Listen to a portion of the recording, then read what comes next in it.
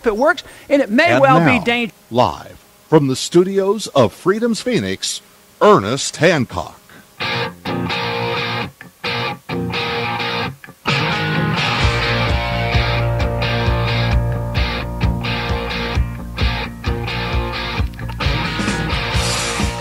If it works, and it may well be dangerous to our health.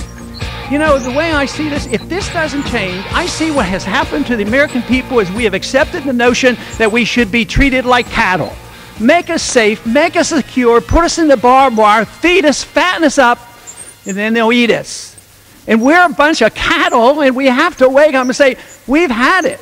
I think this whole idea of an opt-out day is just great. We ought to opt out and make the point, get somebody to watch it, take a camera. It's time for the American people to stand up, shrug off the shackles of our government at TSA at the airport. Oh, man, that's a call too. So, you know, I'm like, okay, you know, they want to play, let's play. Well, a player, William Buford. William Buford is going to be at freedomsummit.com, and you guys go check it out. And he's going to be on Sunday along with the program with Stefan Molyneux from Toronto and a lot of the other great speakers. Butler Schaefer on that day. It's going to be kind of anarchist day. Well, you want to go to his blog, Hezekiah Wyman, and you'll see he's got some goodies there. One of them I got pulled up here is... what is this? TSA joins the porn industry? You know, okay. Hezekiah Wyman. Why that's the name of your blog? Where does that come from? April 19th, 1775, Hezekiah Wyman was a long-haired individual of the age of 58 who missed his muster on the alarm list to go fight the Redcoats. He mounted his mare, and he was both a talented rider and a talented rifleman. He went in pursuit of Redcoats, and he went hunting Redcoats. He's going down the road.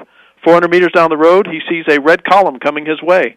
Gets off his horse, puts his horse perpendicular to the road, lays his rifle over the saddle, and starts to play plinko-pinko until they come within musket range of their respective brown besses.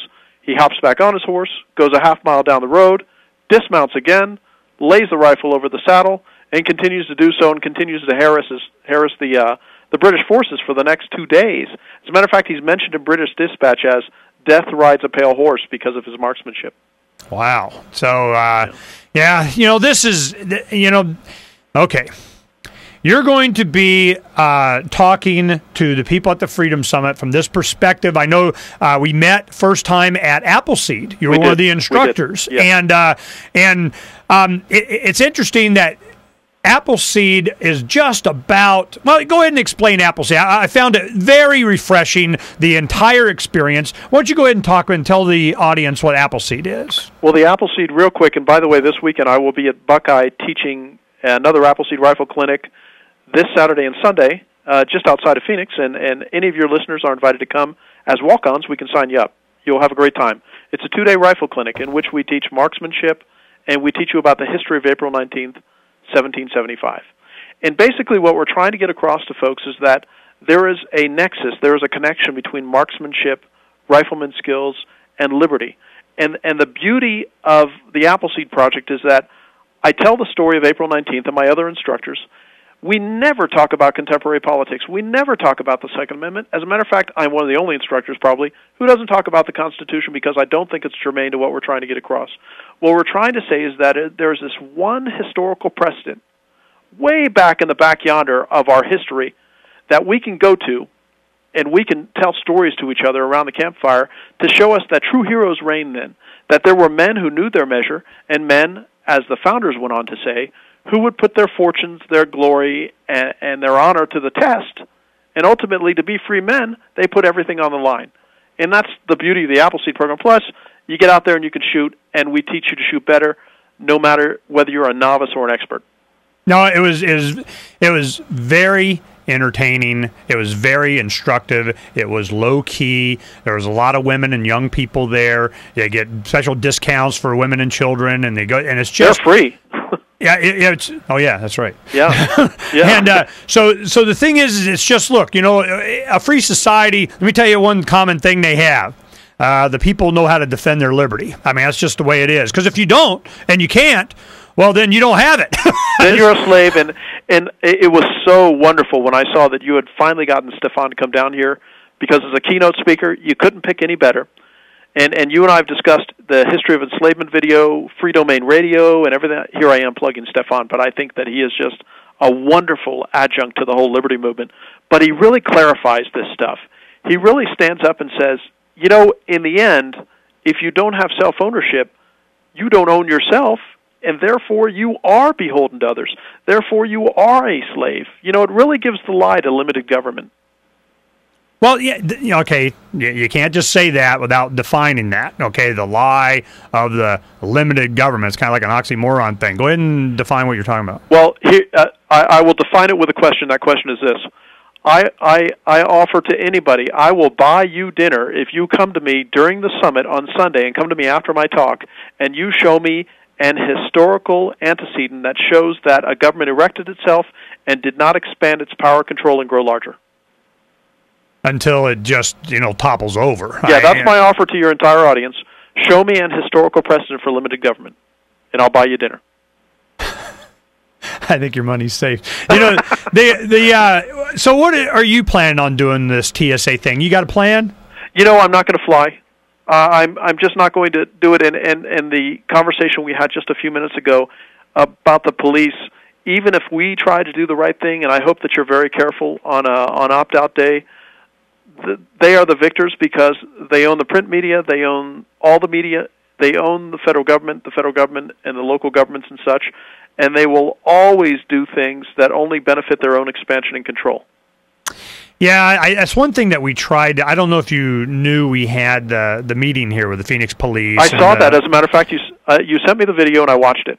And you kind of got the idea. We brought up a lot of the issues. I mean, we were talking about everything, and they were uncomfortable. They go, well, it's case by case. I'm going, okay, well, you're going to have 40 cases of.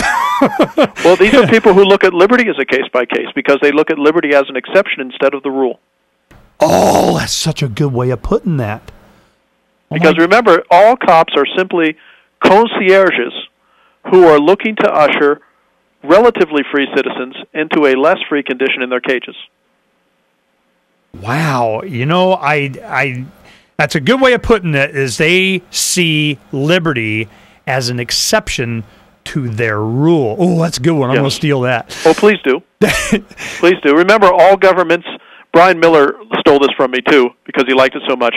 All governments are simply men swimming in a pool of gasoline in the dark who try to illuminate their way with matches. Oh, yeah, I gotta repeat this. I want everybody rip this off, okay? William Bupert inspired, okay? This is what it is.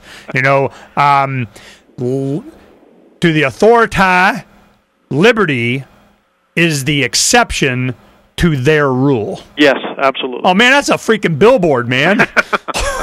That's how this stuff happens when we do our signs. Come up with something like that. It's like, I can feel a new sign coming. Well, here's another one for you for TSA, closing the barn door since 2001. Yeah, again, I think you should get busy making your sign, man.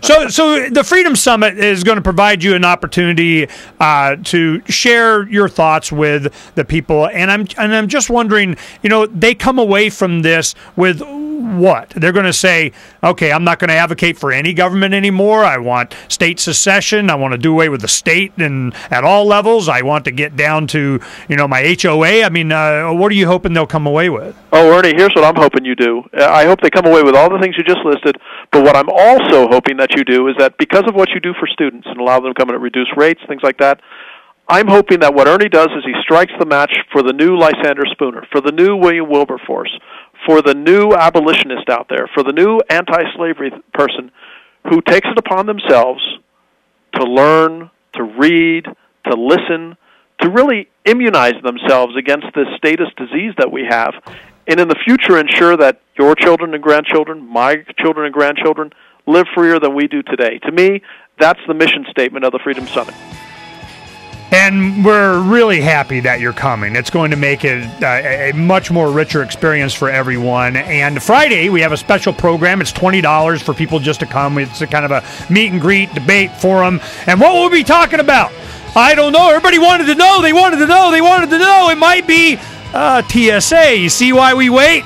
I'm telling you, man, news is always being made, especially here in Phoenix, Arizona, IA. Well, you know, we got that. You're in southern Arizona here, so hopefully you don't have too far to go. And we look forward to seeing you. You going to bring your lovely wife with you? I am, but she'll be there Saturday night because she has another event that she has to go to, but she will be there. Great. William Buppert. Just to put it, William Buppert, B-U-P-P-E-R-T, in Google, and boom, all his goodies explode all over the internet. Hey, Bill, thanks for coming on, man. It's always a pleasure to talk to you. Hey, thank you, Ernie. Same here. I look forward to seeing you again. We'll Bye. be right back here on Declare Your Independence in just a little bit.